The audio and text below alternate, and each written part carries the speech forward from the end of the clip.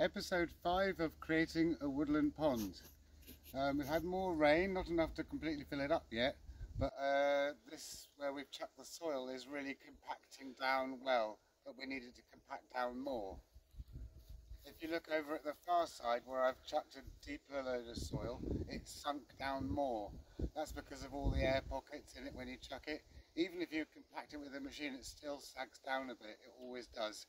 So you need it to be rained on and put more soil on it and have it rain down a bit more so you get it the height you want.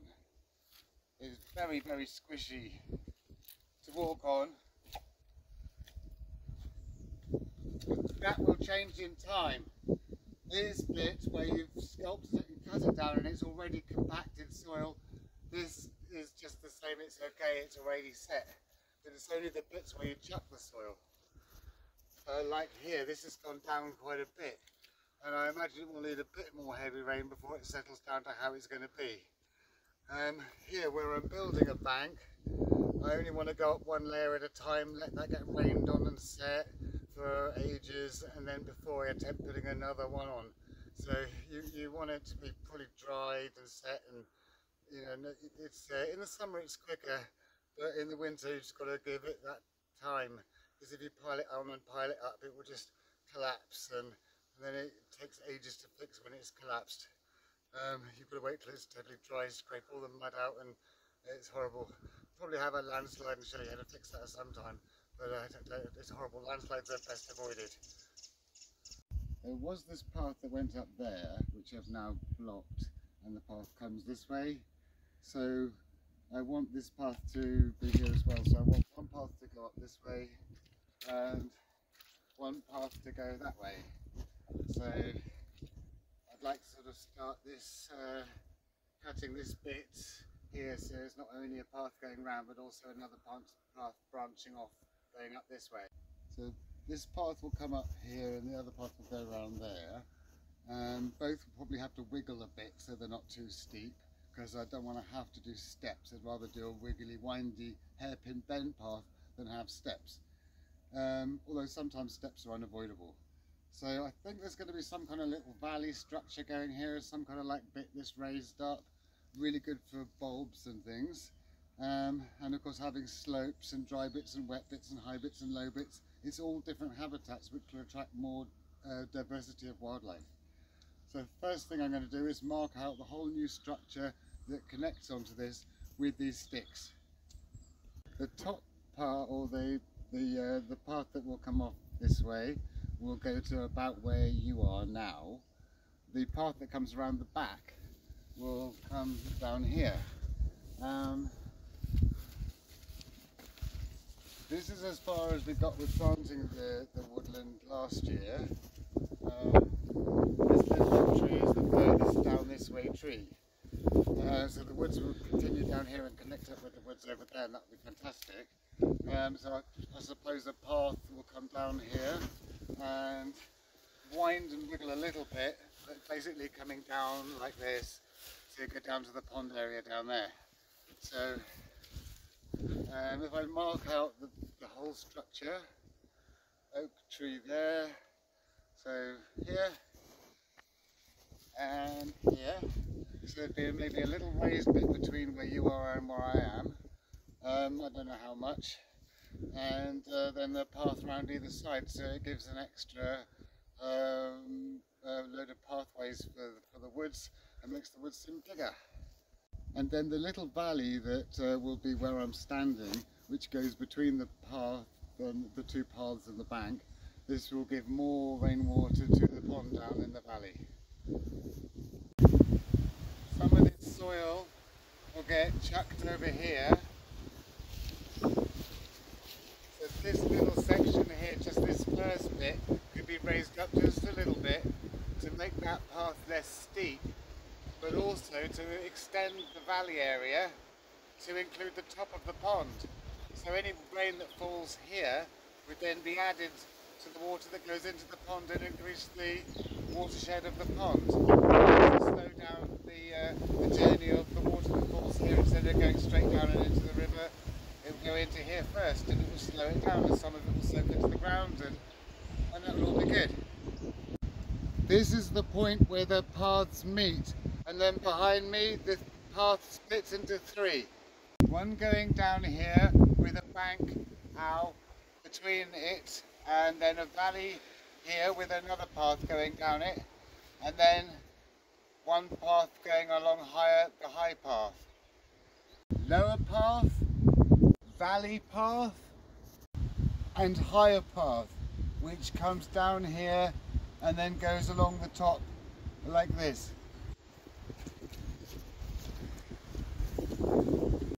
This is all getting a bit complex, but it will be fine when it's done. So more bamboo canes. I don't want this top bit to be too narrow because I want things to grow on it quite happily. So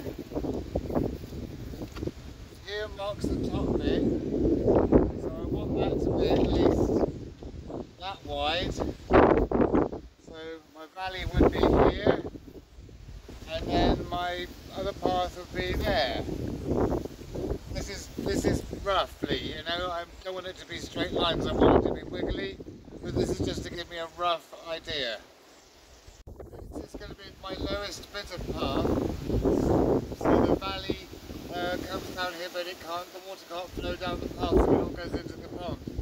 So this is where my valley is going to start here, and I'm just going to start marking off roughly the bottom of the valley with the spade.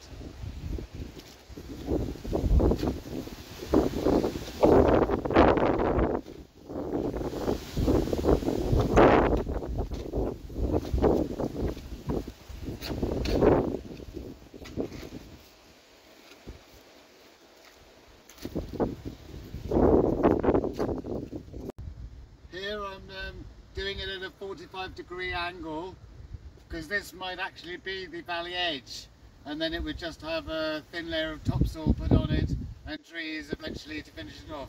For now, 45-degree angle.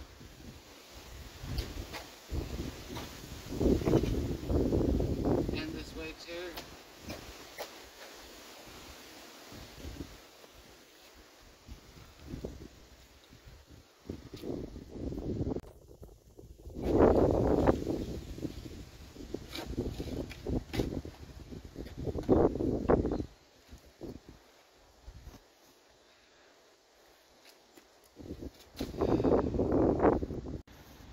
Now I'd like to just do a slight alteration with these sticks, because as you're coming down this path, if I bulge it out a bit, then you have to walk around it and you can't see what's at the end of the path, so it makes it seem bigger, and it also makes it bigger because it means the path takes longer.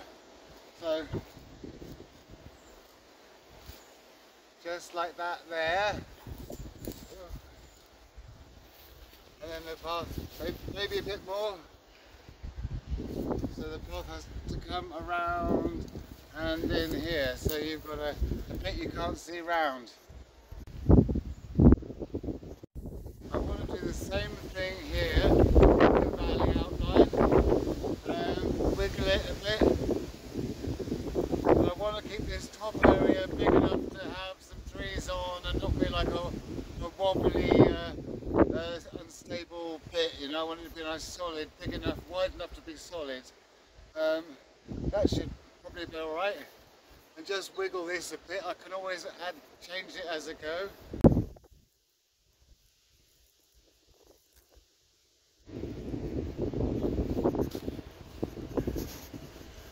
Here I'm marking the edge of the valley, trying to curve it a little bit and make it more of a natural shape, and it makes a more permanent marker than the bamboo cane, and the bamboo just shuffles along as I come along here.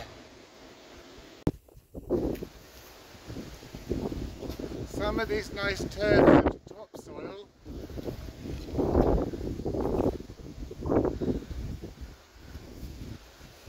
I can use to make the bank higher. Nice sloping face. Flash the back in like that. And then I can do that all the way along.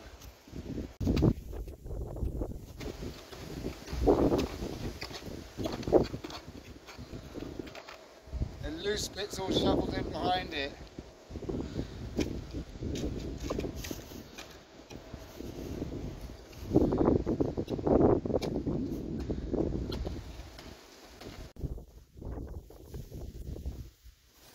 Cutting out the shape of the valley, and I'm raising this bit up with these nice bits of topsoil where trees are going to go. And we've got a nice squarish bits.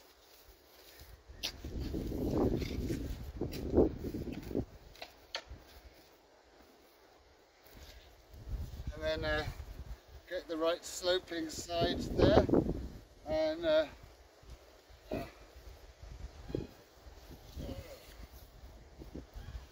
bash it in against the side like that.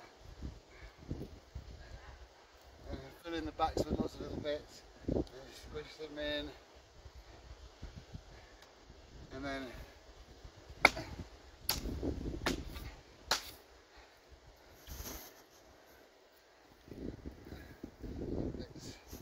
any cracks there. I'm not sure how high this bit's going to be, but for the time being I'm just doing one row and letting that one get rained on before I do the next row. So I'm just going to come along and do a load of this row up to this height and just fill it in. I've done the same on the other side, going around the other path, just to raise it up, and then I'm just going to let that get rained on now and just continue doing this all the way along. But I'm not sure how high I want it to be, maybe as high as this possibly. Work out how I'm going to fit a path in here as well. Of course, landscaping, most of landscaping, or a hell of a lot of landscaping, is just planning and thinking, oh, where can that go and where can this go, and then of course as you progress with your project, then you think, oh, that could either go there or that can't go there, so things change as it goes along. It always goes like that.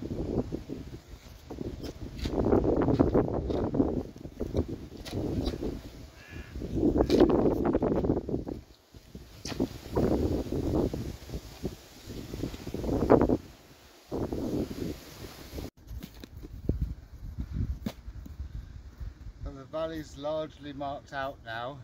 I've no idea how deep it's going to be. This nice topsoil can go up here and be trodden down.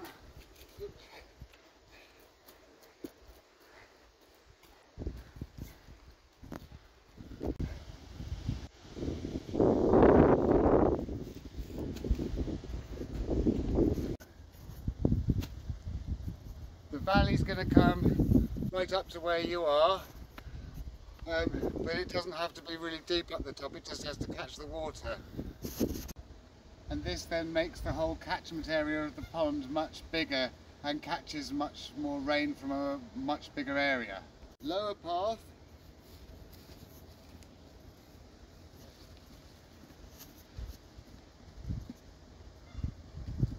Valley path.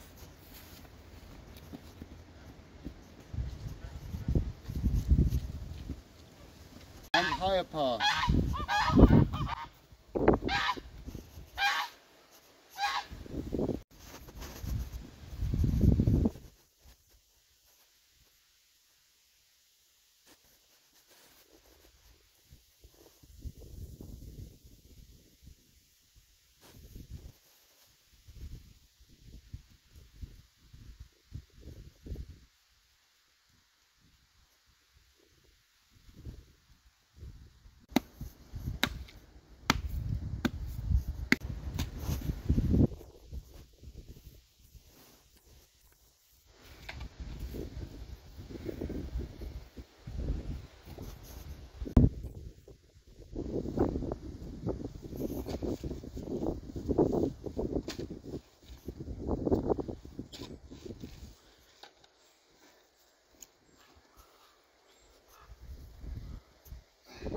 This is all nice topsoil which will be really good for the trees.